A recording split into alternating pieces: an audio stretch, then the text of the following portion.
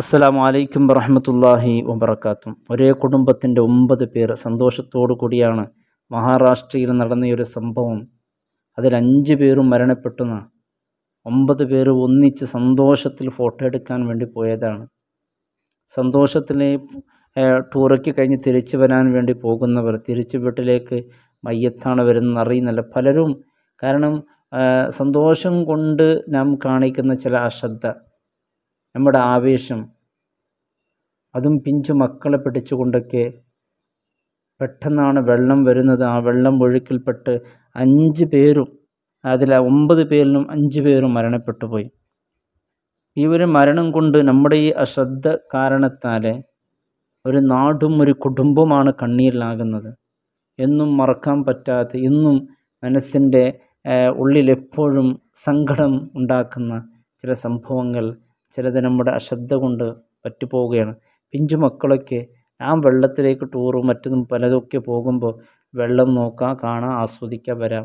അതിനപ്പുറമുള്ള ഒരു വിഷയം, അത് നമുക്ക് അപകടമാണ്. പ്രത്യേകിച്ച് ഈ ഒരു കാലാവസ്ഥ പ്രത്യേകിച്ച് നാം ശ്രദ്ധിക്കേണ്ടതാണ്.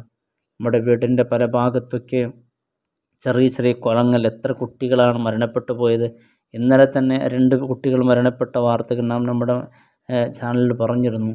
അതുപോലെ മറ്റ് അൽ അമീൻ എന്ന് പറയുന്ന അതുപോലെ 2 ചെറുപ്പക്കാർ കടലിൽ ഇങ്ങനെ കുളിക്കാൻ വേണ്ടി പോയവർ. ആ കുടുംബത്തിന് ഇത് താങ്ങാൻ പറ്റുമോ? അതും പെങ്ങളുടെ ഭർത്താവും, അത് ഒരേ കുടുംബത്തിൻ്റെ 2 പേരും. സുബ്ഹാനല്ലാഹ്, ഒരേ മദ്രസയിൽ പഠിക്കുന്ന 2 മക്കൾ. അല്ലാഹു റബ്ബ് സുബ്ഹാനഹു വ തആല അവൻ്റെ പ്രത്യേകമായ ഹിഫ്ളിയത്ത് അല്ലാഹു നൽകി അനുഗ്രഹിക്കട്ടെ. നാം തീർച്ചയായും സിയാറത്ത് ടൂറൊക്കെ പോകുമ്പോൾ ഇത്തരത്തിലുള്ള കാര്യങ്ങൾ ഗൗരവത്തോടു കൂടി നാം ശ്രദ്ധിക്കേണ്ടതുണ്ട്. നമ്മുടെ മക്കളൊക്കെ വെള്ളത്തിൽ കുളിക്കാൻ വേണ്ടി ബീച്ചിലൊക്കെ പോകുമ്പോൾ വെള്ളം കാണുമ്പോൾ മക്കൾക്കൊരു രസമാണ്. രസത്തിൽ അവർ കളിക്കാൻ പോകുന്നു. പിന്നെ അപകടം സംഭവിച്ചാൽ ഒരു ചെറിയ സന്തോഷത്തിന് വേണ്ടി തീരാ ദുഃഖത്തിലാകുന്ന എത്ര കുടുംബങ്ങളാണ്. അല്ലാഹു റബ്ബ് സുബ്ഹാനഹു വ തആല കാത്ത് രക്ഷിക്കട്ടെ.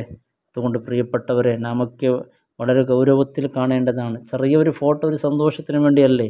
ആ സന്തോഷം അവിടെ രക്ഷപ്പെടുത്താൻ വേണ്ടി നോക്കി പല നിലക്ക്, പക്ഷേ രക്ഷപ്പെടുത്താൻ സാധിച്ചില്ല. അല്ലാഹു കാത്ത് രക്ഷിക്കട്ടെ. അസ്സലാമു അലൈക്കും.